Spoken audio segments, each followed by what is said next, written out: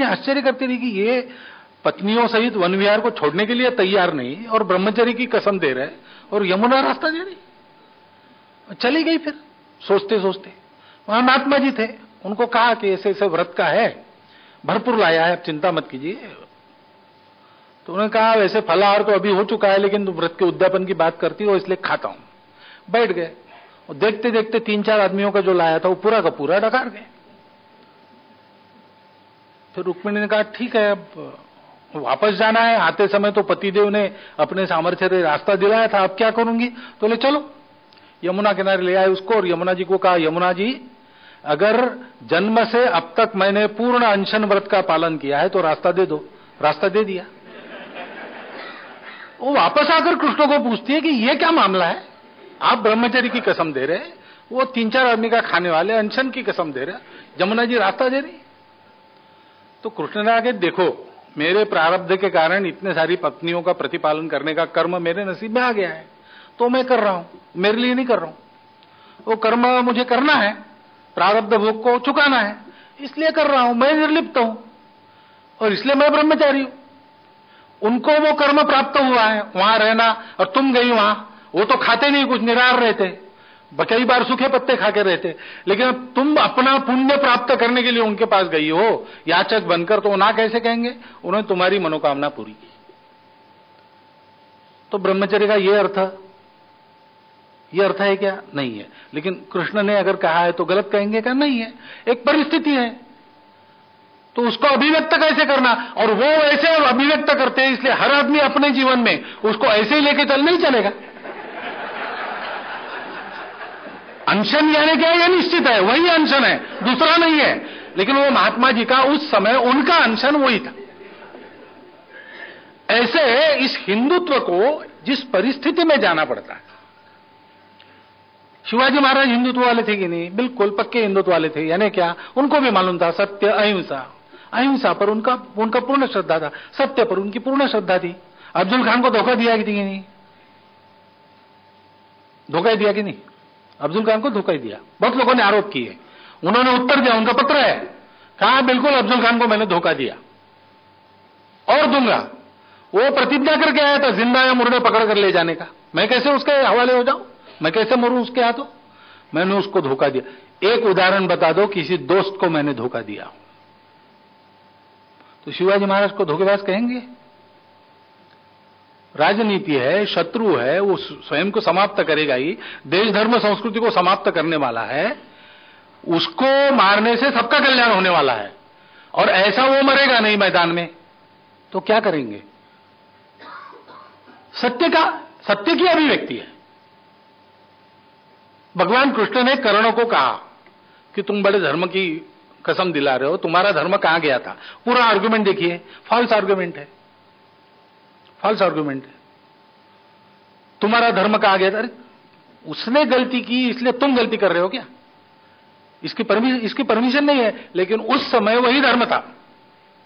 धर्म की अभिव्यक्ति उस समय भगवान, इसलिए कोई कहेगा कि ऐसे ही फॉल्स आर्गुमेंट देकर और हम राम सेतु को तोड़ देंगे तो नहीं चलेगा, वो प्रसंग नहीं है। तो सत्य की अभिव्यक्ति संदर्भों में होती है, उन संदर्भों को समझकर विवेक से काम लेना जमना चाहिए हिंदू समाज को। इसकी सीख देने की आवश्यकता सभी को, कार्यकर्ताओं को और समाज को भी। सारी दुनिया का हित हो इसलिए क्या करना? सारी दुनिया के हित में अपने देश का नुकसान न हो इसलिए क्या करना? अपने देश के नुकसान में अपने समूह का नुकसान न हो इसलिए क्या करना? और अपने समूह के नुकसान में मेरा भी नुकसान न हो इसलिए क्या करना? और समूह का नुकसान होता हो तो वो नहीं होने देंगे, मेरा हुआ तो चलेगा। देश का नुकसान होता हो तो फिर समूह का चलेगा, देश का नहीं चलेगा। और दुनिया के हित के लिए अपने देश में तो स्वभाव है, वो अभी भी कायम है, वैसा हम करते हैं अभी भी, कि अपने देश को थोड़ा पीछे रखते हैं, वो हमको बताना नहीं पड़ता। तो परिस्थिति के अनुसार उस सत्य की अभिव्यक्ति होगी, वह सत्य है, वो मानवता है, वही बंधु भाव है और दूसरा कुछ नहीं। लेकिन आज हिंदू शब्द इसलिए आवश्यक हो गया है कि ये सारा कंटेंट दूसरे शब्द में नहीं है, उसको हम छोड़ नहीं सकते। हम छोड़ नहीं सकते, विश्व हिंदू परिषद छोड़ नहीं सकते। हम हिंदू शब्द का उपयोग करेंगे, वेहीमेंटली करेंगे, नुकसान होने पर भी करेंगे, क्योंकि वो सत्य है। मुझे पूछा नागरिक सभा में कि हिंदू शब्द के कारण अगर वोट कम मिलते हो तो आप शब्द क्यों नहीं बदलते। मैंने कहा आप वोट जिनको चाहिए उनको पूछिए। और कहा नहीं नहीं, वो सब आप एक ही है, आप बदलो तो सब। मैंने कहा हम नहीं बदलेंगे, उसके कारण हमारी पॉपुलैरिटी खत्म होने वाली है, हम डूबने वाले हैं, तो हम हिंदुत्व के साथ डूबेंगे, क्योंकि हमारे व्रत है, हमको सत्य के साथ विजयी होकर या सत्य के साथ डूबकर दिखाना है, यही हमारा ईश्वरीय कर्तव्य है। अन्य लोगों ने अपना अपना काम देखना चाहिए। उनको भाजपा कहती है, हिंदुत्व नहीं कहती, सांस्कृतिक राष्ट्रवाद कहती है, भारतीयता कहती है, कोई फर्क नहीं है, हम जानते हैं। बाकी भी लोग जो हिंदू शब्द को नहीं मानते, वो अगर दूसरे शब्द का उपयोग करते, लेकिन आशय उनको यही अभिप्रेत है, कंटेंट उनको यही मान्य है, तो हमको उनके उपयोग करने पर भी ऑब्जेक्शन नहीं है। आप नहीं मानो चलता है, लेकिन आपको जो कहना वो यही है ना, बस उसी को लेकर हम चल रहे हैं। और हम इस शब्द का उपयोग इसलिए करेंगे क्योंकि इस शब्द पर आक्रमण है आज। आप इसको समझ लीजिए, हमारे भारत देश के इन मूल्यों के, मानवता के विरोधियों को भारतीय शब्द चलता है, हिंदू नहीं चलता। भारत में क्या ऐसा है जो अहिंदू है? बाइबल कुरान श्रद्धेय पवित्र, इसको हम मान लेंगे, लेकिन वो भारत के कैसे मानेंगे? अनैतिक है। वो कुरान अरब का है, बाइबल यूरोप से आया, मध्य एशिया से आया।